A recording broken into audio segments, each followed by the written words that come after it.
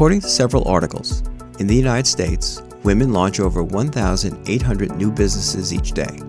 Reports suggest that following their passion was one of the main reasons for starting a business. In this episode, we'll talk to Christina Seaman, who in December 2020 founded Sprinkle Me Desserts, a successful home-based bakery company. She'll discuss how the work-from-home pandemic phenomenon allowed her to turn her love of baking into a business. But Christina was not a neophyte, having purchased and operated one business for 14 years and is an adjunct professor at the New York Institute of Technology School of Management. We'll discuss starting a business from scratch, finding and keeping customers, and how this experience impacts her lessons for students. Christina, welcome to our podcast series. Oh, thank you so much for having me. I also want to thank Deborah Cohn for having me and, of course, the School of Management. Well, it's wonderful to have you on with us today. And before we dive into your entrepreneurial journey, why don't you tell us a little bit about yourself?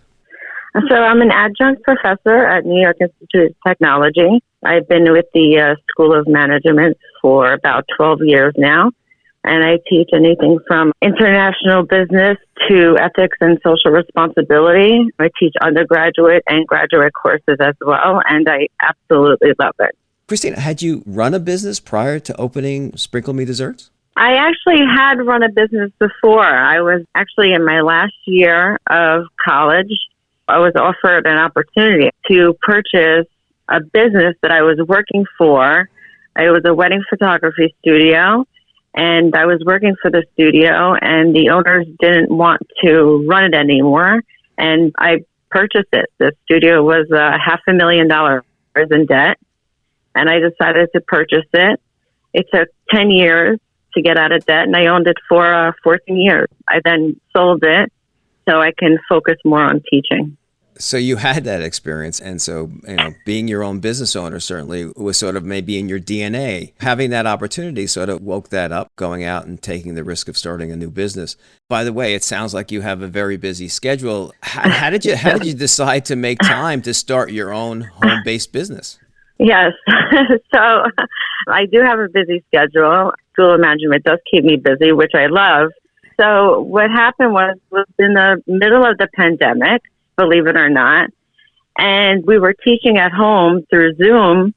So I was missing that traveling and seeing my students on campus, and I was missing that interaction. So I swear I just one day woke up and I said, what do I love to do besides teaching? And it's cooking and baking. And I said, I'm going to open up a business. And I got up on the computer. I got my tax ID. I started the business within a day.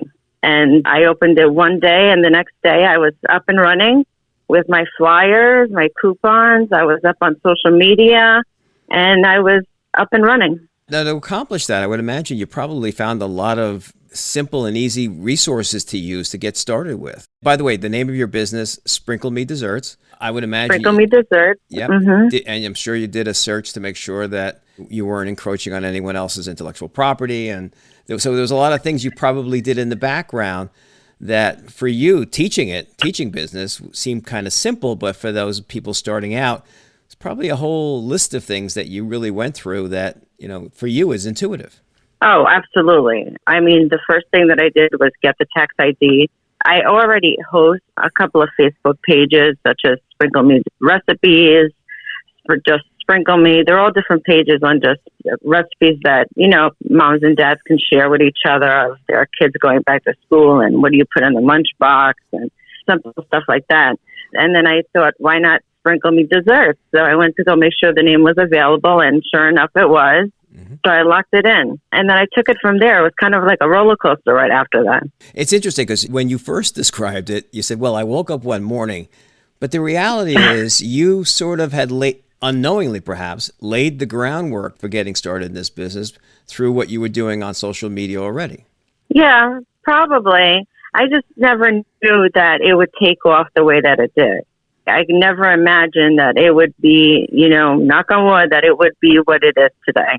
Now, as with any business person, you want to prepare a business plan, a budget. Because of your background, those were probably some of the things that either you did intuitively yourself, or did you ever sit down and actually prepare a budget and come out with a master plan on how you were going to accomplish this? Yes, of course. And those were things that I learned just by being a professor and being able to teach those courses, that I sat down and laid out, okay, what is my budget going to be for this holiday? And what is it going to be for the next holiday? And what do I want my profits to be? Or when am I going to break even? And those are things that came with the territory just of owning a business, starting a business, and figuring out all the logistics of it. What's interesting, Christina, because it's a home-based baking business, essentially, and you're selling baked goods online.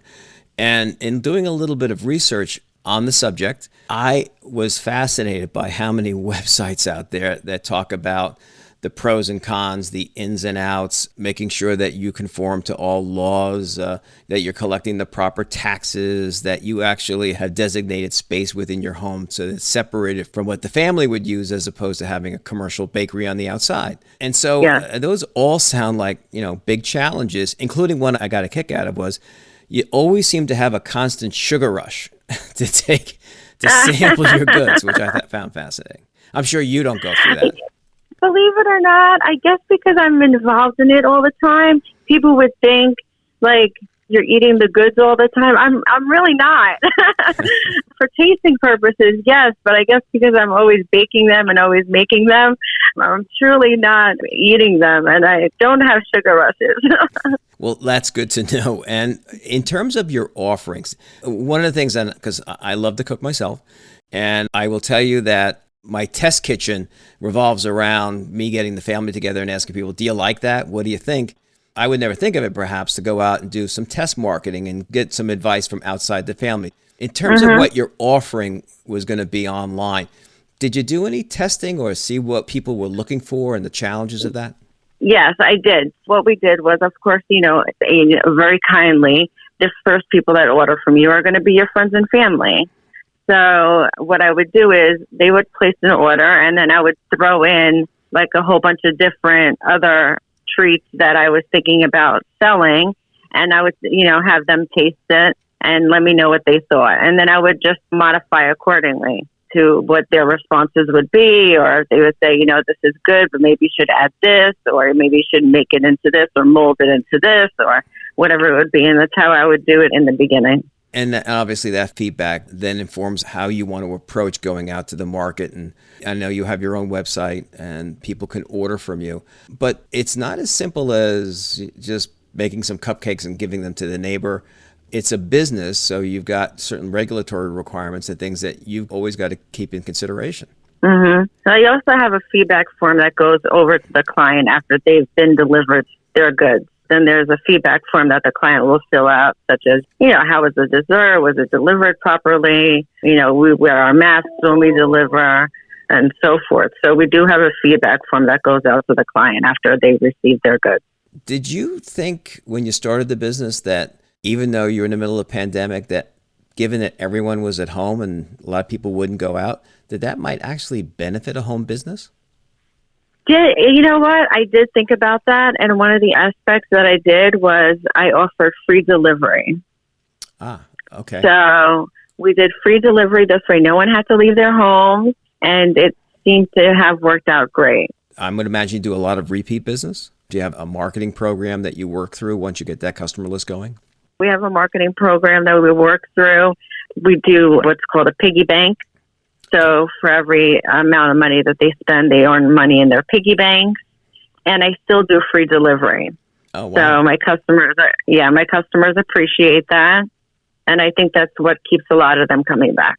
Now, some of the things that I noted that you've done, you didn't build your website from scratch. You went to one of the online companies to find some of the Correct. resources. And I would imagine to keep it simple, especially when you're starting up, I would say is good advice for people to go out and find those types of resources to work with. Yes, it was actually extremely helpful. It guided me through building it. It guided me through adding promotions, adding images, adding content. It was extremely easy to use and easy to maintain. Every time I would host another event or another holiday was coming up and I wanted to switch around some of the images, It was extremely easy to use, and it helps you also with your email, being directly connected with your customers, and it also offers you a text messaging service as well. So you can text message from your cell phone to your customers without having to use your own phone number. So now that you've had the experience, your entrepreneurial experience, and you've created your own business, has this informed the way you might teach students? Is there any lessons that you're now building in that you might really not have thought before was so important? Or has this changed the way you advise students or anyone coming to you relative to starting that business? Part of being an adjunct is that the beauty of it is that we have, we teach and we have businesses or we work for businesses. And the beauty is bringing one to each other. Sometimes I will bring just, examples or guide them with just ideas or concepts that they may not have crossed their minds when opening up a business, or just to explain exactly how much goes through when opening up a business.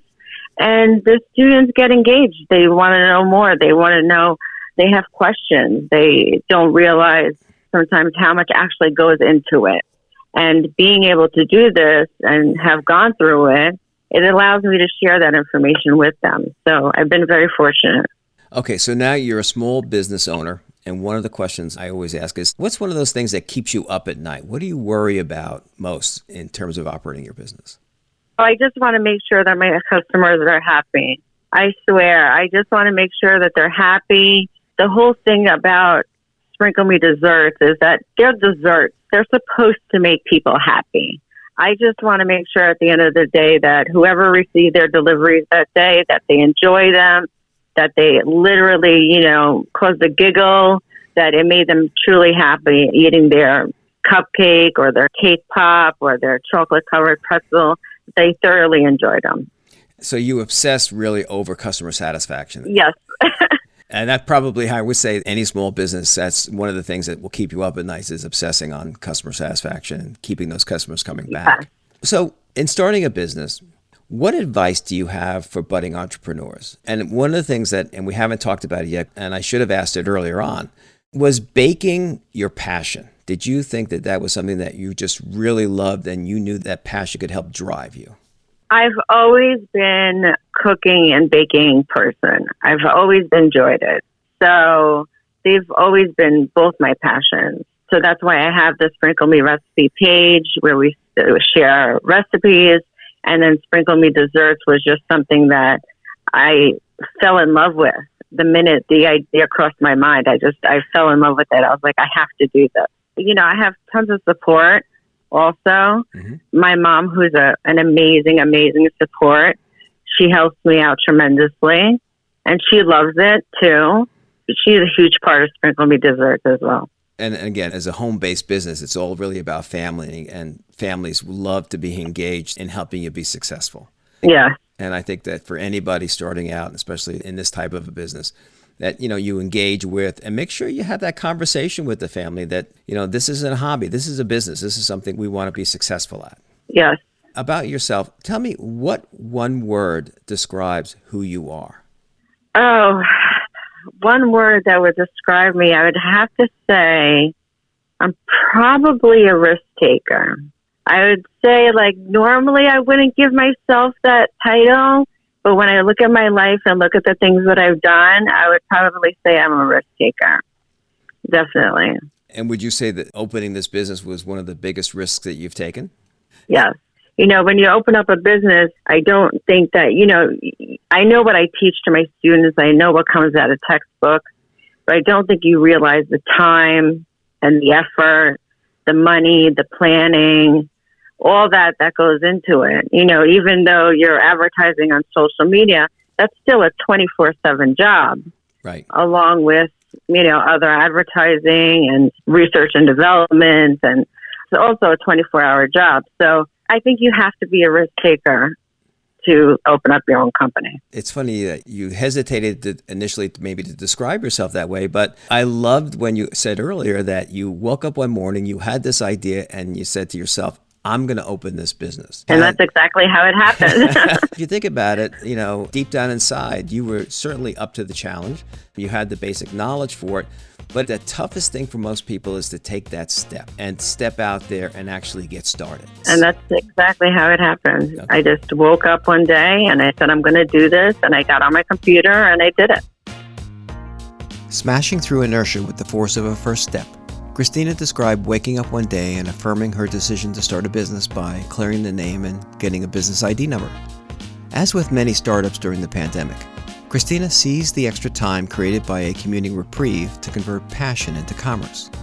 She emphasized the need to abide by the business fundamentals of developing a budget, doing market research, knowing your break-even point, and having a goal for profitability. Once you have the momentum going, consider building a loyalty program to incentivize repeat orders.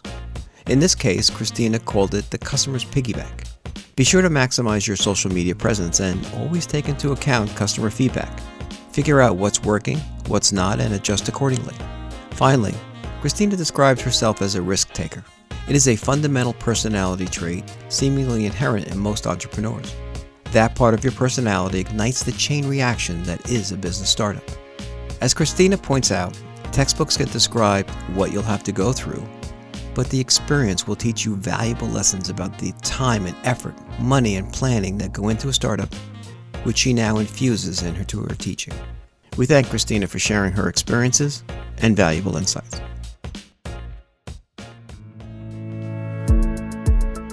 This podcast is executive produced by John Rebecki and New York Institute of Technology in conjunction with the School of Management and the Office of Strategic Communications and External Affairs.